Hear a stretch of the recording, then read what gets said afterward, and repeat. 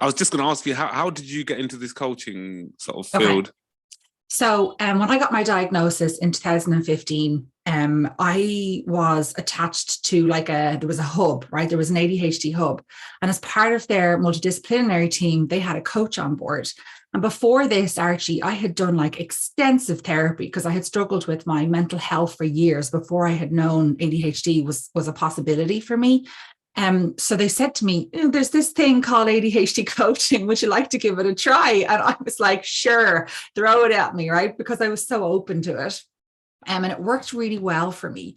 And I really, really enjoyed it. She had ADHD herself. And she had years and years and years ago had done training with ADCA, who are based in New York. Okay. So they're the world's leading ADHD coach training organization. And it was, I don't even know if I had the right words to express how her having ADHD, but how herself being trained specifically in ADHD, how that made such an impact. And I hear it as well a lot today when I meet clients for the first time.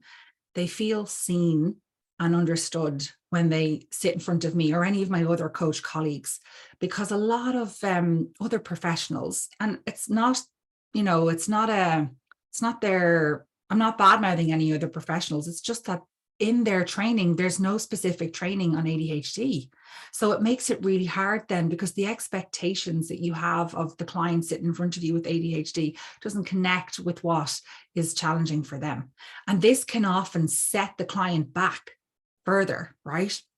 Because if you're trying to move forward or put one foot in front of the other and you've got emotional overwhelm, or you're experiencing RSD, or the motivation piece, right? Like the way the brain experiences procrastination, and a non-ADHD trained professional is not very updated on the most recent research and the facts that we know about those things, then they're going to, like, clients have told me that they can see that the professional in front of them is getting frustrated with them. Because why can't you just start this? Why can't you just do this? Why can't you let go of this? Why can't you move on?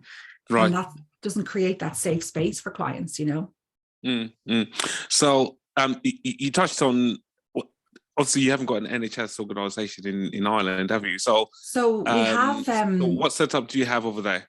We have the HSE, right? So the Health Service Executive. So it runs kind of similarly to the NHS. And they're actually currently doing a lot of work, Archie, to improve. So just at the start of the pandemic, right, when everyone started realizing, oh, this didn't go away, this is coming back, I could be ADHD, there were no services. Right. There were no ADHD services. So in the last couple of years, the HSE has done a lot of work to create public services where people can go get assessed for ADHD. And we have an organization called ADHD Ireland, which would be similar to the ADHD Foundation in the UK. And they would run a lot of support groups, and they would get funding to facilitate certain trainings and speakers and things like that. So, excuse me, we are lucky in one sense, but I'm hearing, especially on the private waiting lists, the waiting lists are insane. Some people are being told 3 to 4 years. And of course, the cost of it is, it shocks people and can put people off going down that path, Mm-hmm. Yeah. So within that organisation, the NHSC, so you said they had a coach? So when I got diagnosed, it was a multidisciplinary clinic that was attached to a hospital, which is no longer, it's not operating the way that it was anymore. And they had a multidisciplinary team. So they had a nurse, a psychologist, a psychiatrist, and everybody who came through that was seen by the team, right? And the coach didn't work in the location of this service, but they were attached and they would refer people to her. So much similar to like what's happening now. Like I have clients all over Ireland because we can work on Zoom, right? Like this is taking place, this chat with me and you, thanks to technology and Zoom. Some of the clients that would come in through this hospital in Dublin would be based all over Ireland. So the coach would be still working on Zoom, but they would refer people to her. You are lucky. In the NHS, there isn't any coaches for ADHD. Oh, okay. Yeah, that's why when you said it, I was like, wow, yeah, gosh, that's luxury. Yeah. Wow. Yeah. Okay. Yeah, so we are still behind, and I think if you want coaching in the NHS in the UK and in England, you have to go privately for it. Okay. Yeah, And we know it's expensive, right? exactly, Yeah. exactly. So, and isn't there, I've heard, because I know a few coaches in the UK, isn't there like a access to work kind of scheme where they might fund employers to kind of support them with accessing coaching? Yeah.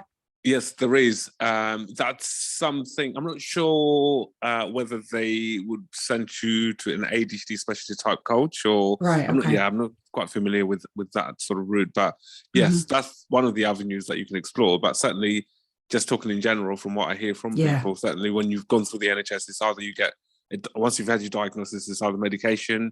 If you're lucky, you might be sent to a support group. But it's either medication or you get discharged. And it's tough because you're landing people with this brand new information, right? Like, especially if you're an adult being late diagnosed and then you're sent off on your merry way, it's incredibly overwhelming. And a lot of people I meet, Archie, who've just been diagnosed, they're processing a lot of grief and a lot of anger and confusion and shame, right? Because especially adults, what and how we spoke about ADHD and how it was treated, like when I was in school, is completely different to how we're speaking about it now with children. So adults often find it really hard to navigate that, right? Oh, I'm this, I'm not who I thought I was. This is a condition. This is a disorder. What is this? What do I do? What does this mean? And as you say, there isn't signposting as to where they go, and they've got to do. And we know this is not easy for ADHDers, right? They've got to go to Google. They've got to do the research. They've got to decide, how do I pick? Where do I go? And it's too many steps, and it causes overwhelm. That is it. But similar for people seeking private diagnosis for the first time, that where do you go? Where do you start? Yeah. It's not like there is a, like, you know, sometimes with certain trades, like in the building field and the building trade, you go and check a trade or, you know, rate people, something like that. For private assessments, it can be quite a minefield when you go into Google. As you said, where do you start? You have to go. Sometimes, you know, if you're lucky enough, someone to recommend a service or a specialist. But it's not easy. And here, I don't know if you have.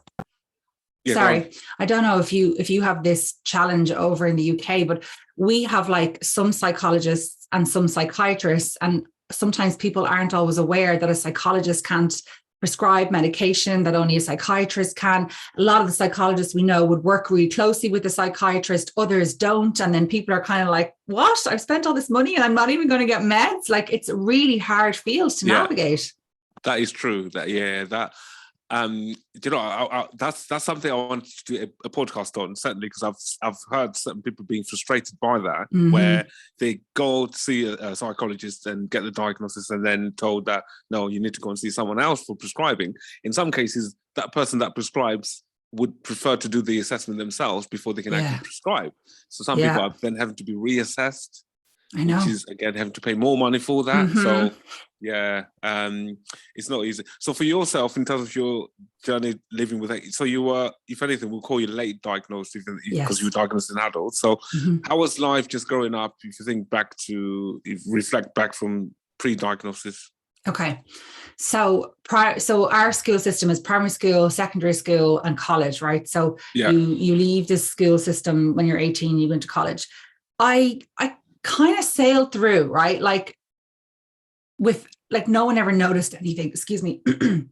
Certainly my mom was like, oh, I think she might be ADHD. And people were like, don't be ridiculous. She's not a boy and she's not hyperactive. So, but I remember feeling, you know, a lot of internalized stuff, a lot of lack of self-worth and confidence. I definitely struggled more academically, but because I was sporty and really hands-on and really sociable, so like I was playing on the basketball team, doing Irish dancing, on all the committees and the organization things, right? Like that, they're some of my ADHD strengths.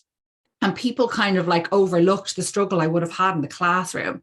But I remember, you know, like I would have been always forgetting my books. I would have been getting in trouble for talking all the time or daydreaming, staring out the window, which we now know is hypofocus. And I talk about this as my recovery time, right?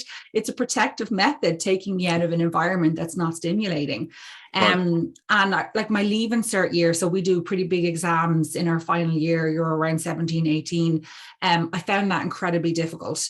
I was studying for hours, Archie, like sat there trying to read. It just wasn't sticking. And my grades were not coming back. They weren't grades that I wanted. They weren't grades that my teachers were expecting from me.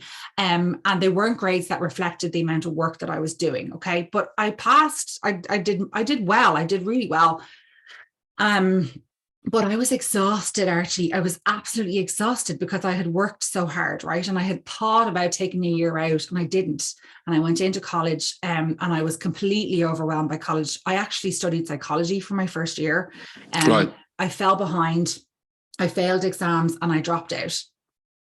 Now I made several attempts to go back, but there was loads of mental health issues. I was yo-yoing in between anxiety and depression. I was trying medication. I was going to therapy.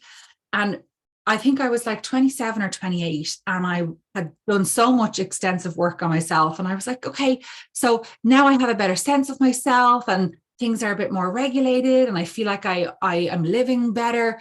But I said to my mom, there's still this, and I'm still struggling to manage my emotions, and I still find it hard to remember things.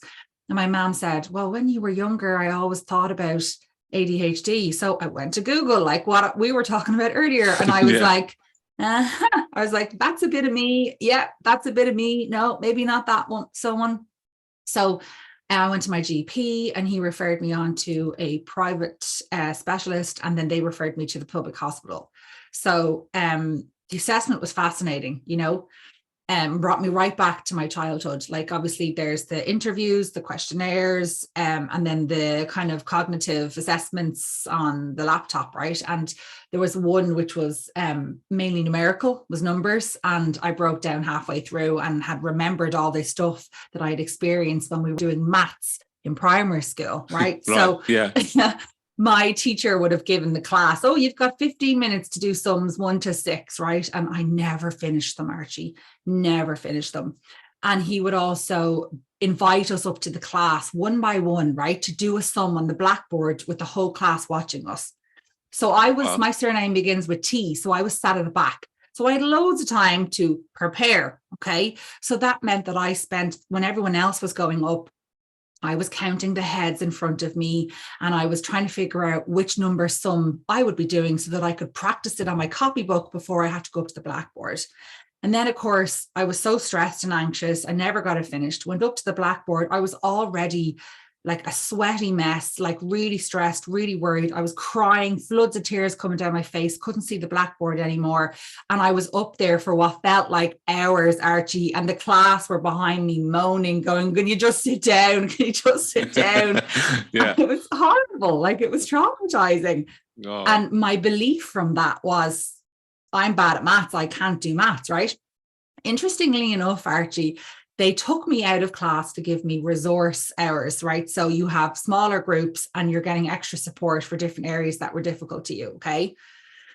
And Claire had no problems doing maths in these small groups. Surprise, surprise, right? Put me back into the classroom, problem started again. But to me now that makes sense because there was less distractions. I had practically one-on-one and I had all the time that I needed in the world to complete the maths problems. And I could do it my own way, right? I was always getting in trouble for not doing the work and not showing the work on the exam paper. And they were saying you lose marks for that. But so yeah, I got the assessment. And as I've said already, I worked with a coach and I worked with her for about 2 years, Archie, and we just like unraveled everything, unlearned all the ways in which I had been told I should or had to do things. And I learned about me and what I needed and how my brain worked. And I changed my career. I've been back to college 3 times since. I've done serious amount of trainings. And now I work with ADHDers all day long, 5 days a week. Like, it's transformative. And for me, it just shows that, like, so that narrative that ADHDers are broken or different or damaged or less than, like, it's really not true, right? Like when we focus on how we can do things or what's the right way for us, we can really excel and achieve no matter what area that is, like whether we want to be a mom or whether we want to be a CEO or teach, right? We do have the strengths and the abilities to do those things. If you don't mind me asking, how old were you when you got the diagnosis of ADHD? I was 28. Okay. Yeah, 28. And you said you changed your career. What career were you doing before that? So I was been working in fashion. I was doing like window display and visual merchandising and some buying. So really creative, really exciting. You know, out in the evenings at PR events and fashion shows, and off to London and Paris and different parts of Europe for picking out products and stuff like that. It was really, really cool. I loved it, and it suited a part of my ADHD, right? ADHD is really creative. But as I mentioned already, I started with psychology when I went to college. And I'd always wanted to work with people. Since I was a kid, I knew I understood people really well. I knew I was very empathetic and intuitive. So what I did was I went back and I did a retrained to go into social care. So social care is when we work with communities who might be disadvantaged or in challenging areas. We worked in areas of homelessness, education challenges, addiction, abuse, that kind of thing. So I got to work therapeutically with children and families. Sorry about the noise. That is sorry for you. Two things I was just going to ask. In terms of, we know with ADHD, I've discussed a lot of this podcast in terms of some of the traits that we see, particularly with adults, things like executive dysfunction, emotional dysregulation. Did you feel, just throughout your kind of, you know, experience, did you ever encounter those issues at all, which might be possibly related to your ADHD? So executive dysfunction and emotional dysregulation, yeah? Yeah. So yeah, absolutely. Like, particularly with my memory, and I still see that to this day, right? Someone will tell me something, or I will have read something and I won't, like, it's just not there. It goes somewhere. I can't find it. I will be speaking or talking about something that I know, and it'll be in front of me and I'll just lose it. Like, I'll just lose the word. It just disappears. Sometimes especially in secondary school, Archie, like in primary school, the teachers are kind of leading and guiding us. There's a lot of scaffolding, but in secondary school, you had your timetable and you had your different classes. I found that a little bit difficult to manage in terms of having the right books and knowing what time. Like, my friends were always like, no, we don't have French now, Claire, we have music now. And I'd be like, oh crap. And I'd have to go back to my locker to swap the books, you know, that kind of a thing. Right. And I felt my sleep as well. Sorry, just thinking of school there. I found that really difficult. I found it really difficult to wake up in the morning. I wasn't getting to bed early. But yes, definitely with relation to emotional dysregulation. I like, some of my values are loyalty and connection and integrity, right? So I was a teenage girl, right? So teenage girls do bitchy things all the time, right? And these things they would cause me so much pain, Archie, and I would be devastated. I would be absolutely devastated. I would get incredibly frustrated with myself and with life and with other things, other people. And I could go from 0 to 50, you know, in the space of this. And because, like, I grew up in an Ireland where we weren't really talking about our feelings. We just buried them, right? We just got over it. So that meant I wasn't able to process or express, you know, like if I ever cried, and I'm a crier, I'm still a crier, and I love crying because I always feel good after a cry. But back then it was like, oh, don't cry, because crying is a bad thing. So it would build up in me to the point where I would explode, right? And I'm a verbal processor. So when I'm problem solving, and I didn't realize this about myself until my Leaving Cert, but I would walk around my room reading out my notes and speaking to myself as if I was teaching myself in a classroom. And that's what would activate a different part of my brain to help me to remember things. But it was the same context in trying to regulate my emotions and understand people's behavior or my behavior even, but it wasn't there, right? It wasn't an option, because if I'm verbally processing all the time, I'm wrecking everyone else's head. I get you, and I think certainly being an ADHD coach, and also having ADHD, as you said, like with your coach that, you know, you worked with, it's very helpful. They can relate to you. You feel they come in with a different approach. They can more likely to empathize and get you a bit more than someone that is just studied ADHD coaching that actually hasn't walked through the journey of living with it on a day-to-day. I've been talking a lot about ADHD in girls and ADHD in females over the last sort of few months, and that's an interesting topic that I still find that there is still, there's a lot going on around that, just in terms of like not being picked up as much as what boys are more likely to be picked up, both, you know, young children and adults. The pressure and the expectation that a female, that's put on a female, that, you know, you're meant to cope, or being seen as, oh, you got a job, or you got kids, or you know, you succeeded in life, as you say, like academically you managed to coast your way through and managed to get some good grades. So has that ever been looked at upon you in a negative way? People looking at you like, you can't have ADHD, you know, you've got all of this going on. And what's been kind of the reception that you got post-diagnostic? Absolutely. And even it's kind of occurring more recently, because I currently feel like I have ADHD stamped on my forehead, right? Like it's my career, it's my job, it's what I spend every day talking about. So people know, there are people in my hometown who know about it now who wouldn't have been that close to me, because now it's on social media, or I've been on the TV and doing radio interviews. And, you know, I have people coming up to me, you know, putting their hands on my arm saying, you don't have it. You couldn't possibly have it. And I'm like, yeah, okay. You know me better than I know myself, for sure. I remember when I first got my diagnosis, which is maybe 10 years ago now.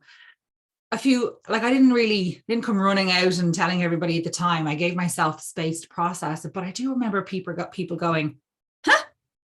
But you were a head girl in school, and you were captain of the basketball team, and you're really good at your fashion job. And, you know, what? Like, what are you talking about?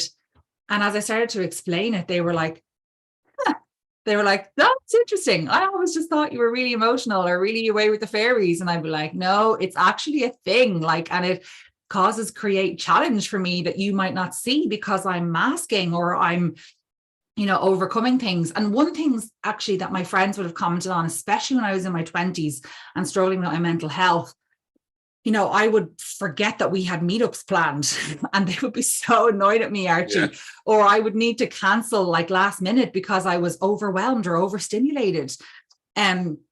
So there was something else I wanted to say to you there. Yeah, like the hormone thing also, Archie, plays a huge role in this, right? So depending on the time of the month, of our cycle, estrogen levels drop and raise, and that really impacts the level of challenge that we experience. So I would have people saying to me, but last week you organized a whole press and it was gorgeous. And I'm like, yeah, don't ask me to do that today. Like, that's the last thing I could do today.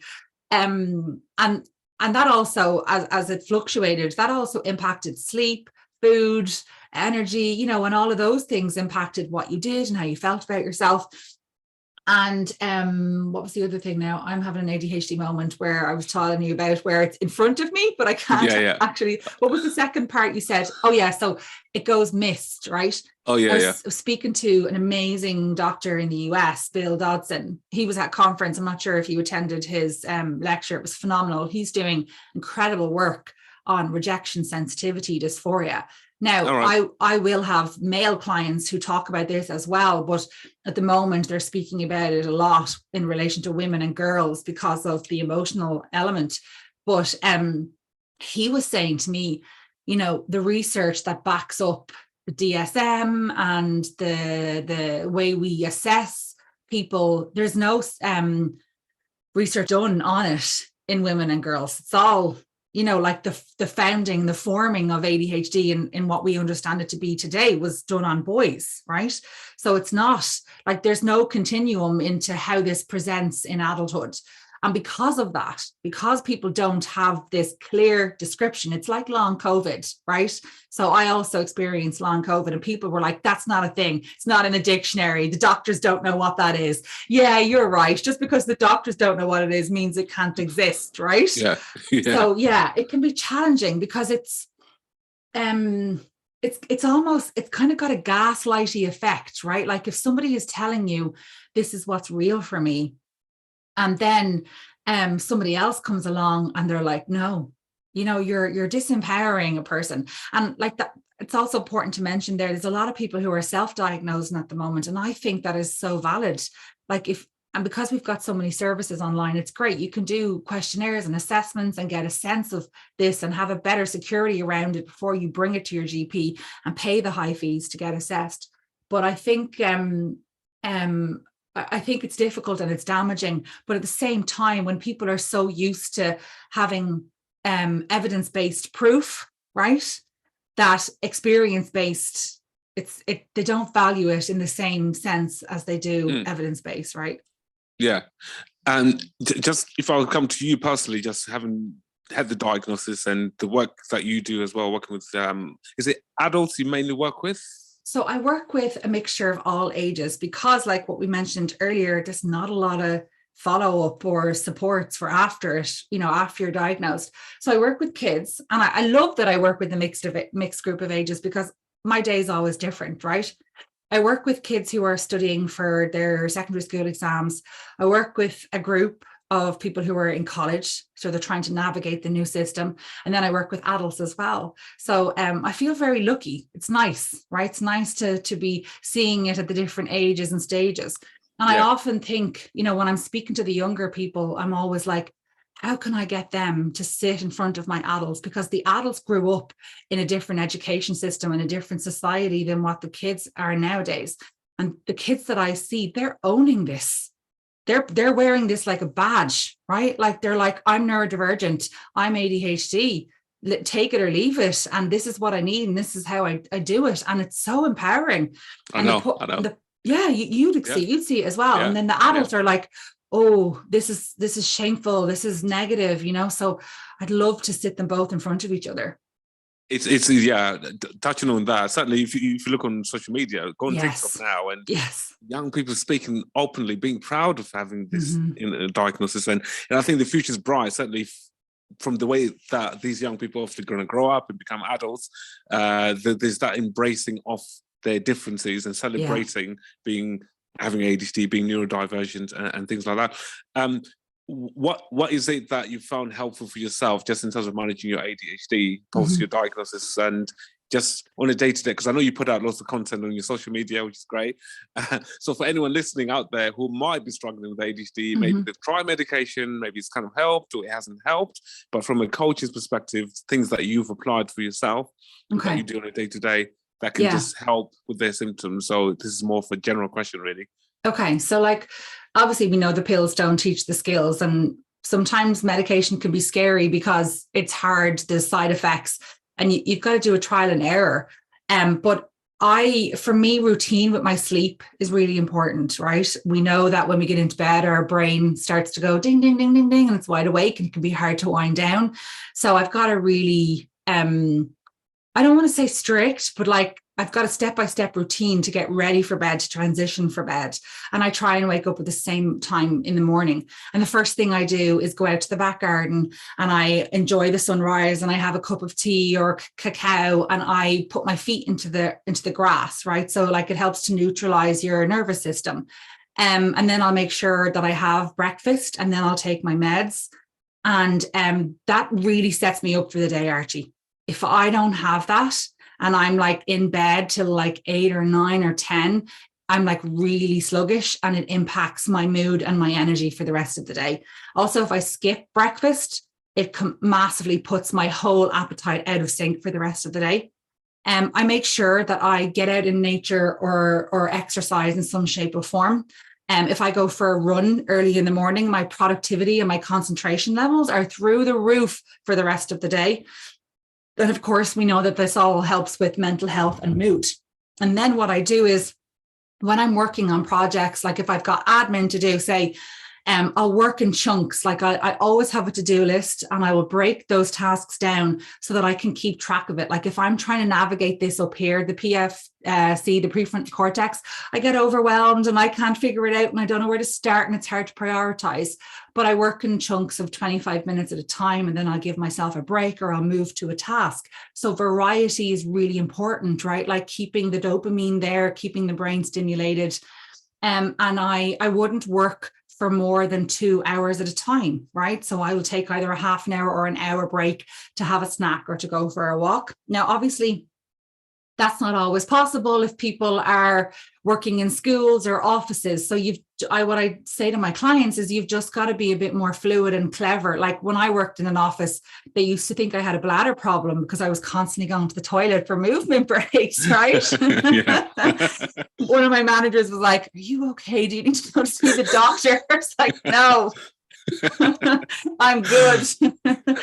And then like, the thing that I say the most that was really forward moving for me was letting myself do it in a way that I needed to do it, and then asking for what I needed. So I worked in an office pre-pandemic, and we had like meeting rooms, small kind of rooms where there would be couches and toys and stuff like that. And depending on the type of task I was working on, I check with my manager, and I might go into one of those rooms to do bits of my work, because the open plan office or the office where my team was sometimes too distracting if I was trying to read or write an email, right?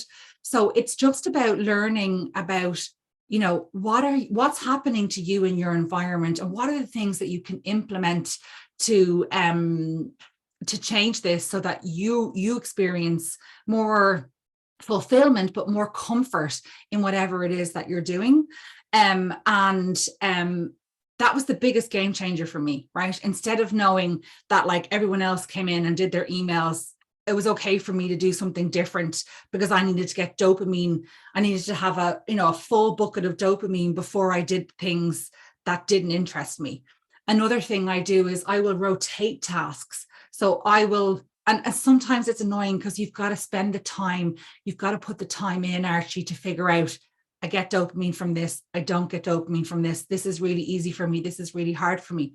But I would rotate those types of tasks. So instead of doing all the boring things at once, or the worst for me was leaving all the boring things to the end, because then I never did them, I would filter them, right? So like something I really enjoyed, or something that gave me dopamine, and then something that I found a little difficult as well. Also getting to know yourself in terms of like your values, your character strengths, and your working style, so that you can be aware of how you work, what's important to you, and what you can bring to each part of your day, whether it's a task or whether you're looking after the kids in the evening, or whether you're challenging yourself in the gym, right? So your expectations of yourself, and then knowing what you have inside you to make what you want to happen. Yeah. And you run lots of support kind of interventions that you offer to your clients. You do obviously the coaching, the one-to-one. I'm just looking on your website here. You do obviously educational talks, workshops. Do you work directly with colleges, schools? Yes. So I've been, since the second half of last year, I've been going in to colleges around Ireland, and I've been giving workshops and talks, and it's been amazing. I've really, really loved that. Obviously, because it's like in person, there's great connection there, but I'm meeting more and more people who have ADHD. So it's great to tell my story. It's great to have conversations with other people who've experienced that, particularly in colleges, Archie, because that's where it unraveled for me, right? And we know that transition from secondary school to college is huge. They're so far apart. And then I might carry out a workshop. So as we mentioned earlier, like coaching is, it's a private support. It's not always accessible to people. So I created the workshops. They're a lower price point. They're not as long. They're only a couple of hours, so the ADHD brain can tolerate them a bit more. Yeah. And it gives people a little injection into what coaching looks like, but it also gives them some skills and information to be thinking about, so that they can apply it to their own life. And I love them. I've gotten the chance to meet so many different people because of them. If you could try and break it down for some people that are not familiar with coaching, maybe Yes. they're more familiar with things like cognitive behavior therapy, CBT. Yes. What would you say is the difference between traditional therapy, i.e. CBT or psychotherapy, and coaching specifically for ADHD? Because obviously there's lifestyle coaching and there's business all this coaching. Other kind of business coaching. So what would you say in your own words? What's the difference? The way I describe it is that you would go to therapy or CBT for something traumatizing that happened or something that you went through, and you would process your emotions, figure out how you think about it, and kind of like create this healing on this space or this thing that happened. And for me, what coaching is, we decide how you want to be instead, or what's next for you. And what we do in coaching is we figure out how we get you there. Does that make sense? That's how I explain the difference. And to say that, like, it's not that you can't be emotional or you can't talk about your challenges in coaching. You absolutely can, but coaching is future orientated. The whole point of it is to get a client to where they want to be instead, right? So there's a lot of like coaching is very, I remember when I sat in front of my coach for the first time, I was like, whoa, she's very like direct, and it's all about questions and asking me what I think and what I want to do. I don't know what the answers to these are. So that's what a coach's job is. A coach's job is to ask questions to create awareness. It's not that you have to know the answers already. And we partner the client. So we will challenge them if there's like a pattern or a habit that they're reoccurring, or if they have a limiting belief, or if they're telling a negative story, right? So we know Russell Barkley talks about how every 12-year-old ADHDer will have heard 20,000 more negative comments than perhaps a neurotypical would. So that impacts a person's story and sense of self, right? And quite often that's the thing that's limiting and blocking someone, because they think they can't, or they think they're broken. So we do a lot of like changing perspectives, reframing things, looking at strengths and skills they already have and how they can apply that to how they want their life to look like and how they want and where they want to get to. There's also a great amount of acceptance in it, like an ADHD education. So we will help them to understand why the challenge they're having happens, right? So that they can kind of disassociate it from being something that about them and then actually about ADHD and how ADHD works. Does that make sense? No, yeah, absolutely. And do you have set amount of sessions that you'd say you'd work with a client for? Like CBT is very structured. Sometimes they say start off with 4 sessions, 6 sessions, up to 12 sessions. Review. Is it the same sort of setup that you have with your coaching sessions? So yeah, for me, I would do a 12-session program, 2 sessions over 6 months. I know a lot of other coaches might do kind of more fluid process. Some would do 6. I found, so the way that I trained was I did like a professional life coaching course first, and then I did my ADHD training on top of that. And in the life coaching training, the guided amount of sessions was 6 per one topic. And what I usually find is that ADHDers come and they're like, my sleep's all over the place. My productivity and work is down the toilet. I can't beat my kids when I come in the door. My relationship is stressful, So I don't want clients to walk away not having something that they can see, right? Something that not being able to see progress. So mine is a bit more structured. It's 12 sessions. The first 2 is where we lay the groundwork, right? We build a contract, we get to know each other.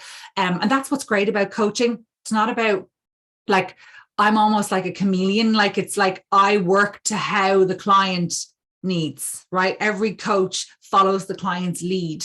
So however, like some clients might say to you, I need really strong accountability, or they might need to be, I need you to be accepting and a little bit softer with me. So we work based on what the client wants and needs. Makes sense. Makes absolute sense. And I wish that this could be more, recognized, particularly in England. Yeah. And like how it's embraced over in the States, as you saw at that conference. Yes. How many coaches there were. Yeah. I've spoken a lot about that conference. I was actually going to get because we never really spoken since we came back. Was that your first time you went to the ADHD? Yes, it was. I had attended it online, right, but I had never been in person. So I don't know about you, but I was on a high. Like for me, like the day when we met even, and Deirdre or Liz had said, Archie's from the UK. And I was like, oh, it was insane. As you said, there were thousands of coaches there. It was phenomenal, right? And you were in a room, you were in a hotel, a gigantic room all day long where everybody was just openly talking about ADHD. We were all here for ADHD. Huge amount of them had ADHD themselves. There was no masking. There was just pure and utter acceptance. There was so much fun and laughter and a wealth of knowledge and a wealth of backgrounds. I loved it. I've already got it in the diary for next year, Archie. I hope you do too. This year, you mean? This year? Sorry, this year. Yeah. This year, yeah, of course. I'm there. Of course, yeah, absolutely. and like you, I'm 100%. I think, yeah, as you said, that like wait 4 days of literally like ADHD. You wake up. Most likely you come to breakfast, you're talking to someone about ADHD. Yeah. And then you have all the seminars and conference presentations right through the day. You go to dinner, you speak about ADHD. And you are surrounded by it. As you say, people not masking, people just being themselves. Yeah. And also the guests that they had there, like, Ari Tuckman, I read, a few of his books. Some of these coaches, like, I can't remember his name now, but when you've heard about them, like particularly for us in the UK, like, and then you get to meet them, like the guy that was involved in creating the Connors rating scale and also the Concerta Excel. Yes. I can't remember his name. No, neither can I, but I know who you're talking about. To be in the same space as him and to kind of find, and their stories as well, just to find out here. Amazing. Hence why I was doing a podcast. That to me, I went in with this idea. I was like, I need to capture these stories. There's no way I want to share with people. Come back, because there's no way I would miss that opportunity. And thankfully, it worked, and they embraced me recording my podcast. Although initially it was a bit weird walking around with a microphone. So that is the plan for this year. That, as you say, like definitely go back there and just find out and learning, networking, the contacts that I came back. That I managed to network with people, like meeting you, certainly that was part of that conference as well. There is another conference, I don't know if you're aware of it, the ADHD Congress in Amsterdam. Yes, I did hear about that. I only heard about that recently. Are you going to attend? I am going to attend that. So that's in May. Yeah. So I've been thinking about it. I have been thinking about it. It looks really cool. There's a really good lineup for that as well, isn't there? Yep. And that's in Europe as well. So that's the kind of Europe equivalent of one that we mentioned in the States. So again, 4 days of networking and just finding out from, just seeing what, it'd be interesting to see how many coaches are going to come to that, because this is obviously more Europe, isn't it? So yes, it will. Yeah. I was in a WhatsApp group, or I am in a WhatsApp group, and they were talking about it. So it is good to see coaches. I'm not sure, I had never heard about that Congress before. So I'm not sure if coaches have been in attending. And a few people I spoke to were like, oh, is that more medical? And I was like, no, like look at some of the content. And even if it is medical, that's still important to us. And it's still good information for us to have, I have to say though, when I was introduced to you, and you took your headphones off and you were like, sorry, Claire, I was just recording a podcast. And I was like, oh my God, that is so cool. I thought that was the cleverest thing, Archie. And especially as you're describing it there, like wanting to capture people's stories, wanting to help our memories of it, right? Yeah. But like, especially in that room that I met you at, the kind of concession stand, like that room was buzzing and people were just so chatty and friendly. And I think what you did was lovely. So I'm glad to hear that you're doing it again. It's because I wasn't sure how that was going to be received. I'm surprised, like Chad and Ada, they didn't have a podcast or their own. I was thinking, not that I'm trying to kind of get them to steal my idea, but I think. I'm wondering, should you put it to them and you be the person who does it for them? What? Yeah, and I wouldn't mind that. As I say, even if it's all part of, like, it's not like I'm getting anything out of it. This is more kind of sharing information with people. I'm not looking for sponsorship or anything like that. It's to me, it's the behind the scenes that people tend to miss. As much as you can watch back the presentations or the record, you can listen to the audio, but it's the when we've gone for tea break, for coffee break, for lunch. And talking to those people away from those kind of like, doing a presentation, that's what I found much more intriguing. That you and me, we can talk about how you found the conference, where you're coming from, what's the setup of your ADHD service, wherever country you come from. And it's those stories that I really, really like, as much as talking to the academics. And thankfully, the organizers really, really embraced my idea when I emailed them initially, and then discussed it, and they were like, I'm not sure, because they probably thought I wanted like a massive room that I was going to bring all this equipment with me and stuff, but I was like, no, it's literally just going to be me walking around, and people were quite friendly as well. Just when I approached some of them, there was a few people that I really, really wanted to speak to. and thankfully, they agreed to it. Mm-hmm. I remember, what's his name? You remember one of the keynote speakers, Dr. Higgins? Yes. Who, yeah. After his presentation, I was like, I need to talk to this guy, right? And I was trying to see how I'm going to approach him, because obviously he was in a rush, and I could see he was just like no nonsense sort of type approach. And he was having his lunch. Do you remember that little restaurant that was upstairs next to the bar? Yeah.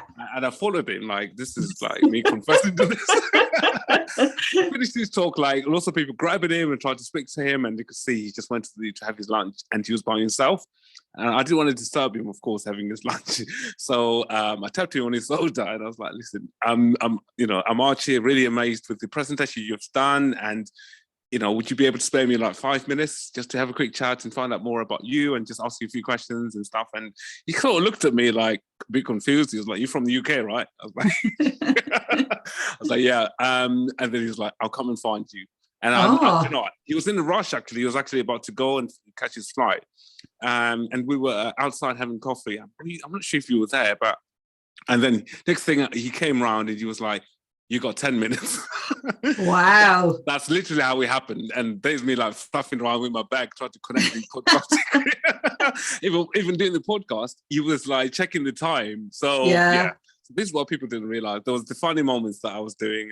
And but for anyone, I think that conference is open to anyone. Yeah. So yeah, if you're professional, do you? No, there were parents there were teachers there, there were influencers, there were people who've just been diagnosed. Yeah, they absolutely open it to everybody. You know what, Archie, fair play to you for your bravery. And what I'm thinking about him is, and I'm not sure if he's ADHD or not, but he's in the circle. We mean what we say when we say when we say something. So I'm so glad that he came back to you. And I had a similar moment, like the person that I really, really wanted to see was Dr. Bill Dodson.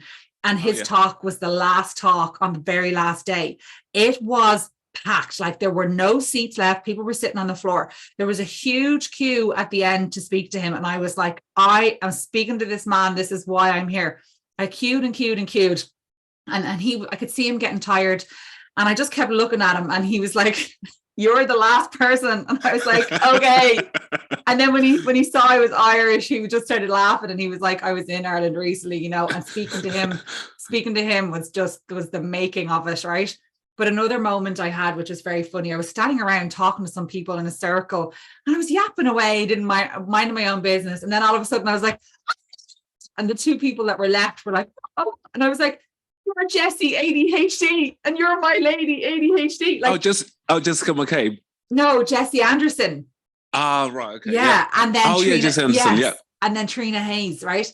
Right. I follow those, and their accounts are beautiful and wonderful. But like, it was just so funny. I was like standing around, we were having a conversation, and it was like ages before I realized, and then they just started wetting themselves laughing. But there were so many magical moments, and it literally was like meeting your heroes, right? Like you mentioned Ari Tuckman. I had read some of his books as well. I also love Melissa, what's her name? Melissa Orloff. She talks about ADHD and relationships. I got to meet her too. Like, oh God, it was just amazing. It really was so powerful. Yeah, it's yes, definitely. And as I said, I think some people were, as I said, parents, some of them were professionals, coaches, medics. And I think the conference itself is open to anyone, as long as you're connected to ADHD, education as well. Yes. And the talks that they had, when I remember looking at the brochure, the agenda beforehand, and I was thinking, gosh. And I don't know if you found the same, where, because some of these talks were going on at the same time, right? And you're trying to split yourself to be in like 4 places at the same time. And I'm thinking, how am I? And I remember like in my room before I went on the day, like thinking, how am I going to try and go to the ADHD and blah, blah, blah, and at the same time go and see this talk and to confess, right? Because some of the talks you could listen virtually, couldn't you? You can go on their portal app. You can watch back. So I was multitasking. Archie! Oh my God, you legend. I was in one topic. I was one talk, and at the same time listen to another talk. I couldn't miss it. There's no way I could be like. That's how great it was. Imagine having that for 4 days. Wait till you hear what we did. So by the end of day 1, we were exhausted, and dealing with serious FOMO, right? So I had some of my peers there who I trained with ADVocate, right? So we split up on day 2 and day 3, and we were like, you go here, I'll go here, and you go there, so that we were all getting notes, and then we would come back and swap, and we would be in the concessions hall, and we were like, I picked you up this, like it was teamwork that got us through that, right? But it's great that you said that, because there's something for everyone. Like, I remember speaking to a mom at one point sitting beside me, and her son had just been recently diagnosed, right? And there was a set of grandparents that I got to speak to there as well, because they were like, 2 of our grandkids have been diagnosed and want to learn more about it. So it's great, because there were coach-specific talks, there were specific talks about medication, there were specific talks about skills and applying understanding to children in schools. Like, there was something for everybody there, right? I can keep talking on about this. I know. I came back and I was trying to describe to people here, like, what I went through. I'm not sure if they actually embraced and understood where I was coming from with the excitement of it. And I tried to bring in some of the podcasts I've been recording, and I think unless you were there, like you, that's why I was so excited to talk to you about it, because you got it.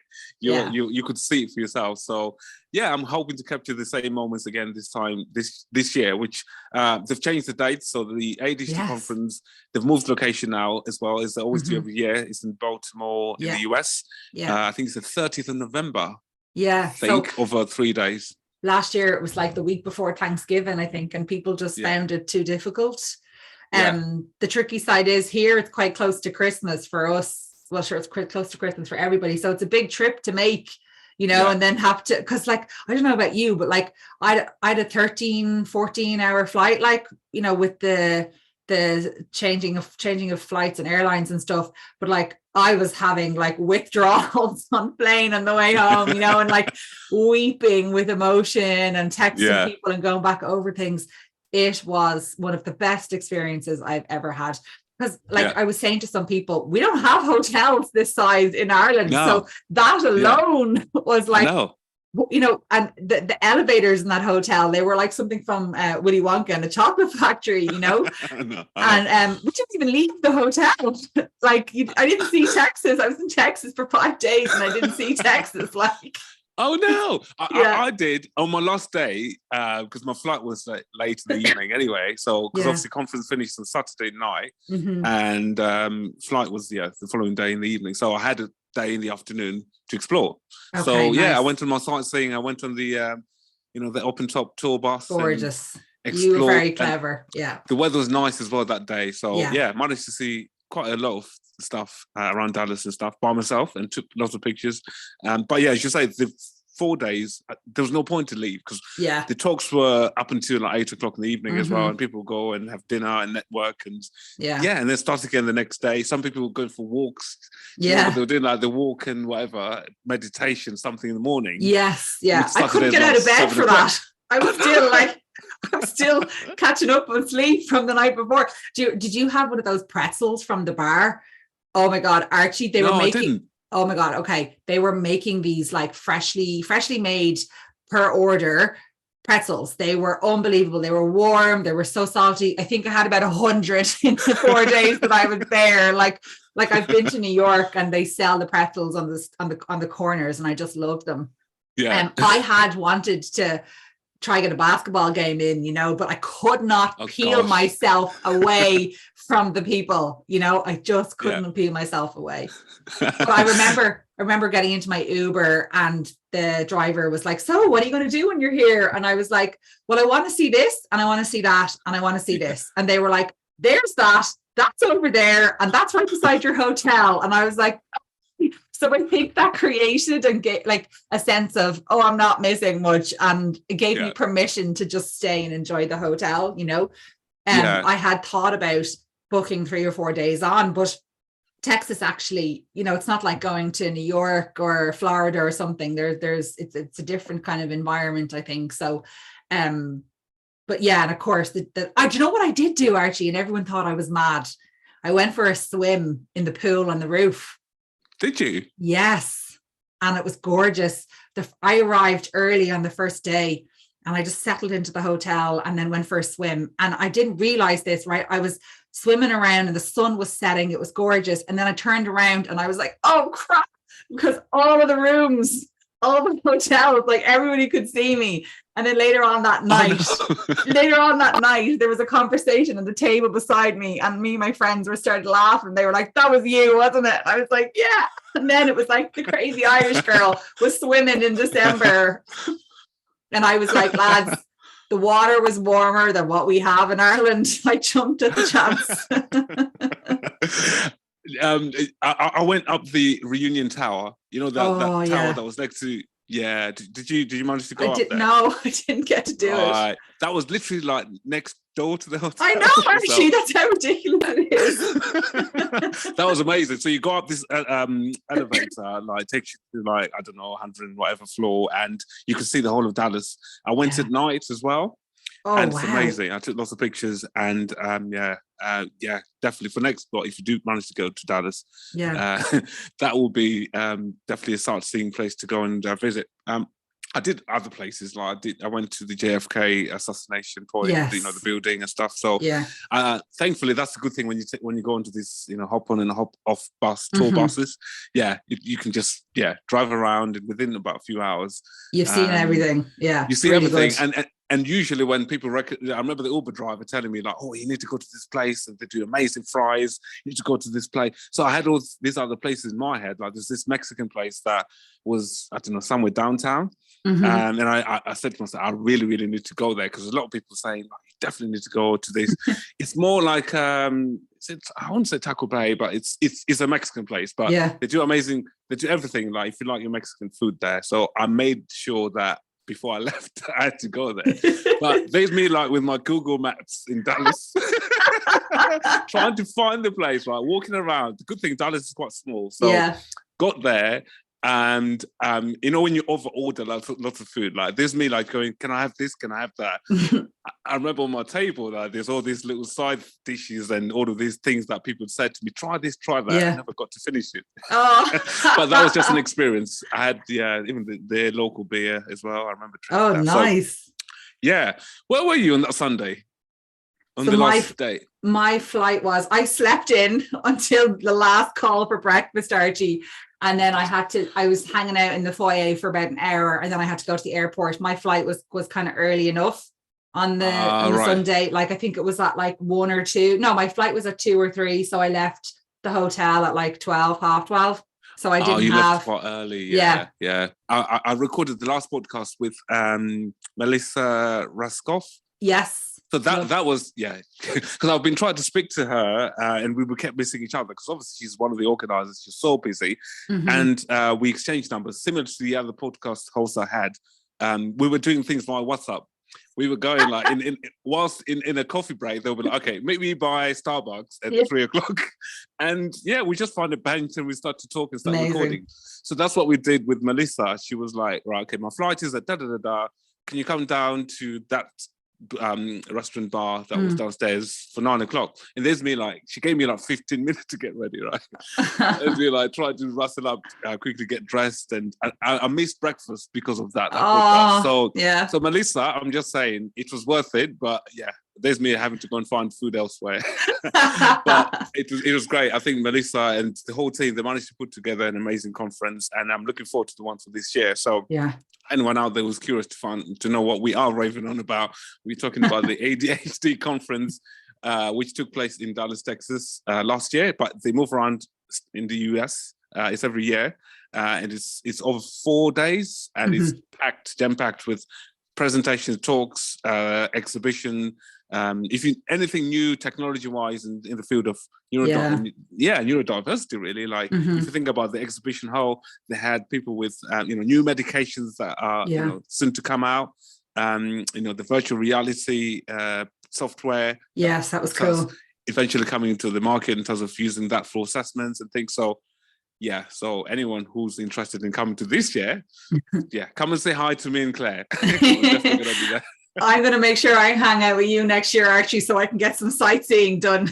You're going to be my accountability buddy for that. And make sure you allow that extra day before your flight. Book the later flight, because that would be great. Because Baltimore is amazing. Listen, Claire, it's been really great chatting to you, and And definitely we should do this again. Yes, I've loved this. Like, we just chat and record it, and then it's a podcast. That sounds perfect to me. Thank you so much, Archie, for inviting me on. I really loved it. And I hope you have a fantastic Paddy's Day.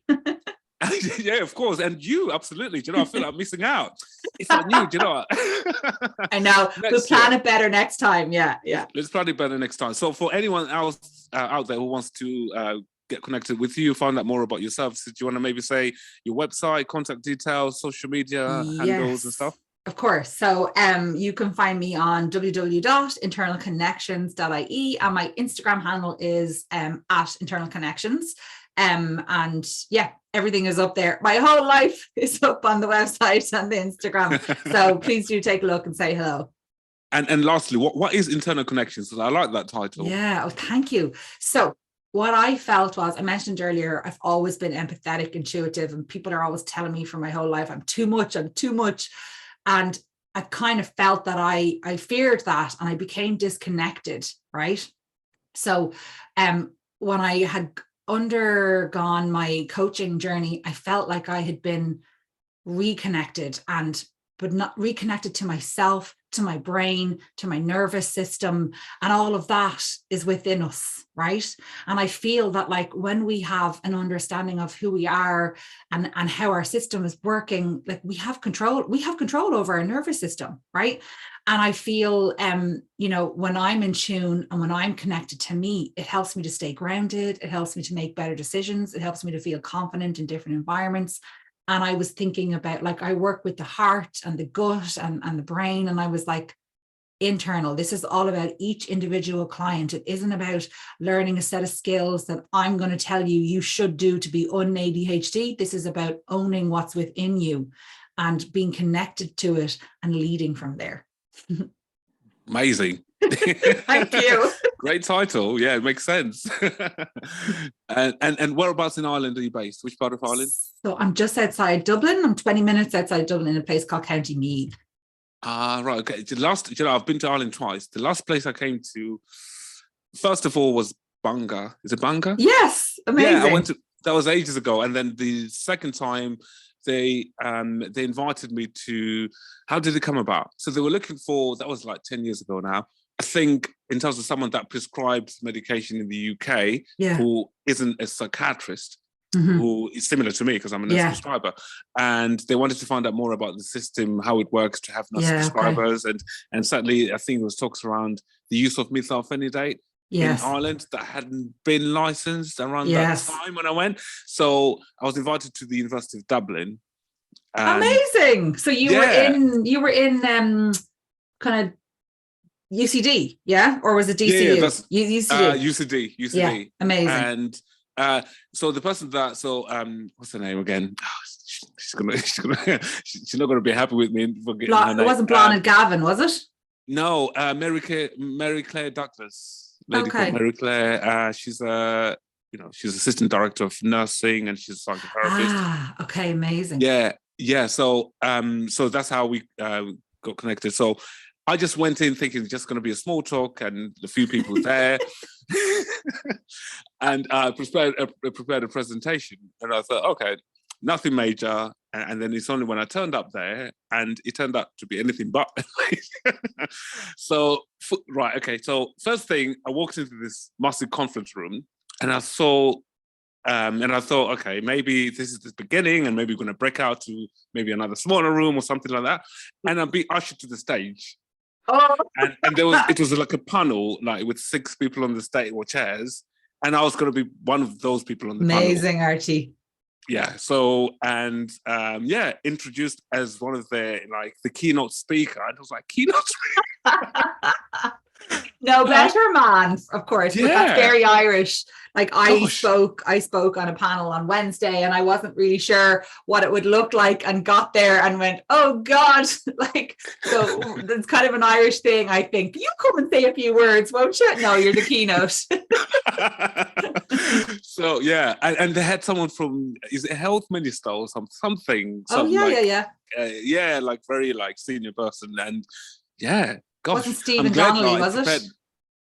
That was more than 10 years ago. Okay, I can't remember who it was. Yeah, it's probably someone different back then.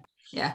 But they had, absolutely, like enjoyed it, amazed. Yeah. But in a way, I'm glad that they really didn't emphasize on how the magnitude of how big the conference was. So they played it down, but as you say, like when you turn up there, it turned out to be anything but small. So so hopefully, next time we can organise a proper sit down face to face in Ireland. So let's do that. I'll let you go and start making your preparations for St. Patrick's Day. Gotta go get my green on. Exactly. You got that parade. What time does it start? It's at 2:30, but I've got a little prep to do before that. You know, the face, the hair, the green clothing. Yeah, it's going to be fun. Great. Absolutely. So have fun, and we'll stay in touch and we'll keep up. Definitely. Catch up soon, and hopefully we can see each other if you do come to the ADHD Congress in Amsterdam in May. So I'll let you know. Thank you so much, Archie. No worries. Enjoy your day and have a great weekend. You too. Take care. See you later. Bye. Bye.